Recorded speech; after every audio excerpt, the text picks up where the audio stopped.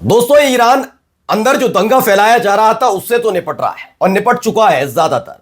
यानी अगर मैं इस पूरे घटनाक्रम को जनवरी की शुरुआत में ले जाऊं तो आज 10 से 15% के बुरे हालात बने हुए हैं। वो बात अलग है कि कई मस्जिदें भी जलाई गई, किस तरह के हालात बनाए गए, दंगे के नाम पर, ईरान के लोगों के नाम पर पर्चा फाड़ा गया, कौन कौन लोग थे उस सब निकल कर आ गया। लेकिन जो उस दौर में नहीं कर पाया अमेरिका, वो इस दौर में करने की कोशिश कर रहा है। मेरा यह भी अभी भी मानना है कि ये गीदड़ बप्की से कम नहीं है, लेकिन फिर भी वो अपनी ताकत की नुमाइश करके ईरान को डरा हुआ और सहमा हुआ साबित करने में जुटा हुआ है। लेकिन ऐसा है क्या, यही आज मैं आपको दिखाऊंगा। दरअसल हुआ यह है कि 4 दिन पहले आपके अपने चैनल ने खबर दिखाई थी कि साउथ चाइना सी से एक एयरक्राफ्ट कैरियर है, वो तैरता हुआ, जिसका नाम अब्राहम लिंकन है, वो तैरता हुआ जिस पर कई फाइटर जेट्स हैं, वो अब पहुंच गया है अरेबियन सी में। और इसके नाम पर माहौल बनाया जा रहा था कि अब अमेरिका ईरान पर कभी भी अटैक कर देगा। ऐसे में वेनेजुएला वाले मामले के बाद जिस ट्रंप के हौसले बुलंद थे कि देखिए चीन और रूस कुछ नहीं कर पाए, इन सब के बीच चीन से कई सारे कार्गो प्लेन ईरान में लैंड हुए। ये एक खबर निकल कर आई है जिसमें कई हथियार बरामद पहुंचाए गए हैं ईरान तक, ऐसी खबर है।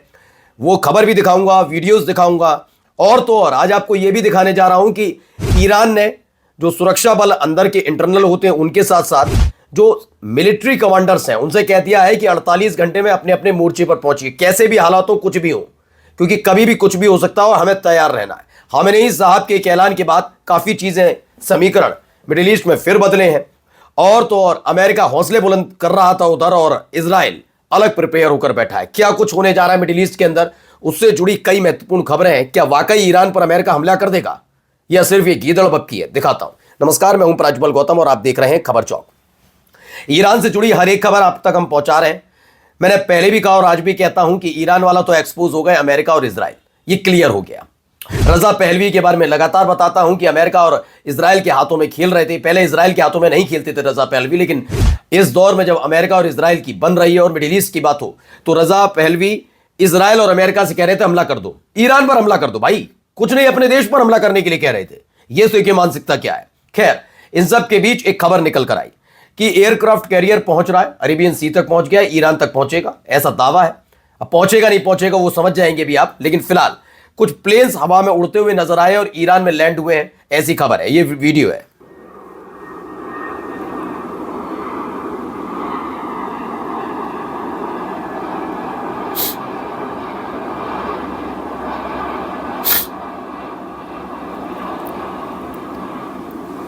ये प्लेन, ये कार्गो प्लेन है, ये मिलिट्री के ही है लेकिन कार्गो प्लेन। इनका इस्तेमाल हथियारों को पहुंचाने के लिए किया जाता है एक जगह से दूसरी जगह। फिलहाल दावा है ये चीन के कार्गो प्लेन है जो ईरान में नजर आए हैं। इनमें क्या सामग्री आई अभी इसका पूरे खुलासा नहीं हुआ, लेकिन जो खबर है वो आप तक पहुंचाता हूं मैं। देखिए, इसे लेकर जो दावा किया जा रहा है वो दावा क्या है। तो भाई दावा किया गया है कि 16 चाइनीज मिलिट्री कार्गो प्लेन है जो एंटी शिप और एंटी एयरक्राफ्ट और एंटी एयर नेवल हथियारों के साथ ईरान में लैंड हुए हैं। ऐसे कई हथियार जो एंटी शिप से लेकर एंटी एयरक्राफ्ट और एंटी एयर नेवल, यानी कि हवा से मार हो या फिर हवा से कोई हमला हो या जमीन से कोई हमला हो या फिर समुद्री क्षेत्र को हमला हो, उनसे निपटने के लिए भारी भरकम हथियार इसमें रखे हुए थे जो चीन ने खास तौर पर ईरान को भेजे हैं।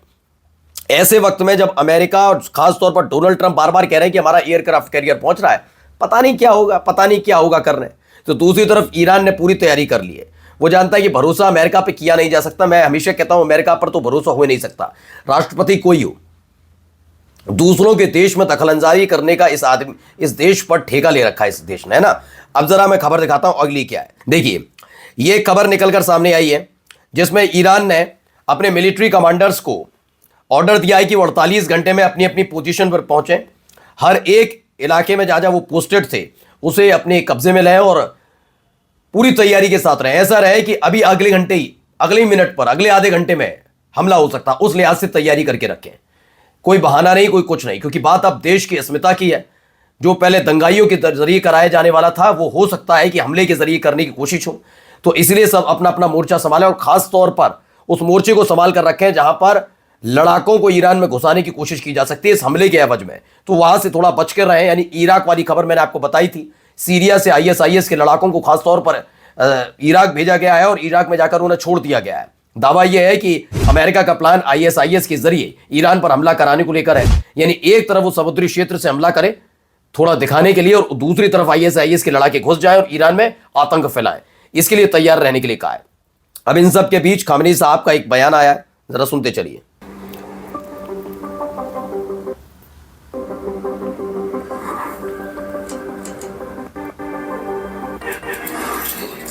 तो इस वीडियो के जरिए warning to US by Iran, क्या कहा गया, इस वीडियो को दिखाया और बताया। ईरान की चेतावनी अमेरिका के नाम। ईरान के सर्वोच्च नेता है आयतुल्ला अली खामेनेई। उन्होंने कहा कि विशाल जनसभाओं के जरिए ईरानी जनता ने विदेशी दुश्मनों की साजिशों को पूरी तरह नाकाम कर दिया।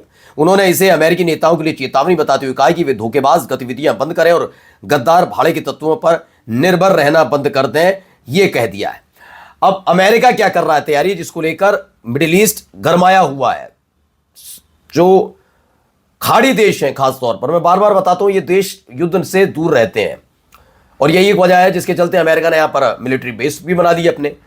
अब उन्होंने उनकी तरफ से तो कह दिया ना हमारी जमीन ना हमारे आसमान का इस्तेमाल हो, सीधे समुद्री क्षेत्र से ईरान को घेरने की कोशिश की जा रही है कि अरब देश भी नाराज ना हो, और अगर इस हमले के जरिए कैसे भी करके अगर आईएसआईएस के लड़ाई के घुसाए जाए तो ईरान में और दंगे भड़केंगे।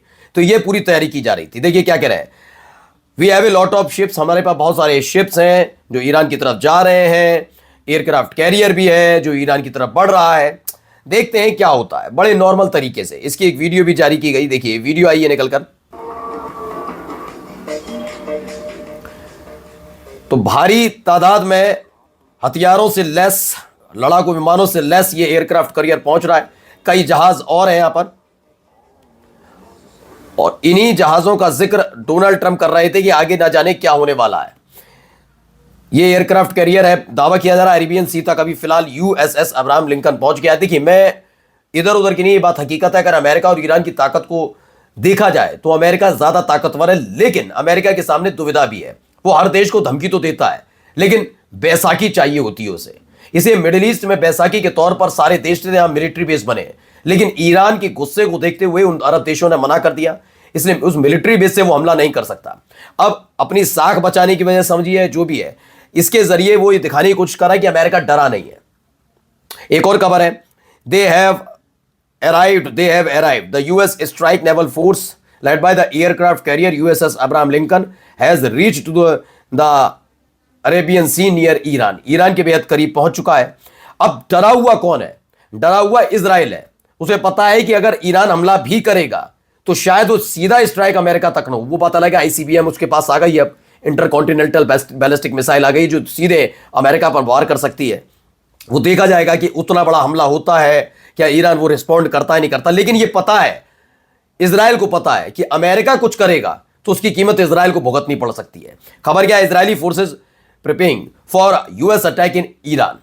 अगर अमेरिका की तरफ से ईरान पर हमला होता है तो उसके लिए, उसके मद्देनजर अपने आप को डिफेंड करने की तैयारी इजराइल के अंदर चल रही है। फिलहाल माहौल बहुत गरमाया हुआ है, पर सबकी नजर टिकी हुई है कि अगर एक रेड बटन पर क्लिक किया अमेरिका की तरफ से हुआ तो इजराइल क्या वाकई इसकी कीमत भुगतेगा, क्योंकि ईरान बहुत गुस्से में है इस समय। नमस्कार। New public inter college Lucknow, admission open. For more information call 0522 282232 और 7755 089585।